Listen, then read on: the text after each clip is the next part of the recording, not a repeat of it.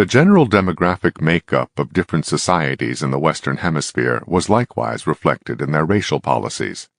Where the African ancestry population, slave and free, vastly outnumbered the European ancestry population, whether in Latin America or in British colonies like Jamaica, the legal and social gap between slaves and free blacks tended to be widened, and elaborate racial gradations among free persons of color were recognized and different rights assigned to each, all with the effect of fragmenting the African ancestry population in a divide-and-conquer pattern.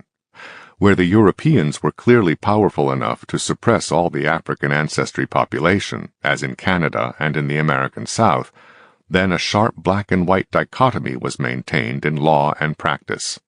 In turn, this meant that internal color differences among the African ancestry populations of the Western Hemisphere tended to make a greater social difference to the Negroes themselves in Latin America and the Caribbean than in the United States. One consequence of these regional differences in the treatment of different segments of the African ancestry populations were differences in racial solidarity among these geographic regions. For example, it was much more common for free persons of color to own slaves in Latin America and the Caribbean than in the United States. The prime exception in the U.S. was New Orleans, a former Latin American colony acquired in the Louisiana Purchase of 1803, where there was a large class of Negroes owning slaves. 1/3 of the free colored families in New Orleans owned slaves, and 3,000 free persons of color joined the Confederate Army during the Civil War.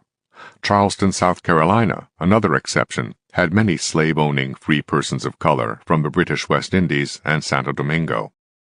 Elsewhere in the United States, where blacks owned other blacks as slaves, it was often only nominal ownership of members of their own family, given the high legal costs of obtaining freedom papers. Some whites, especially Quakers, also held nominal slaves for similar reasons, while those technically in bondage, in fact, lived the lives of free persons.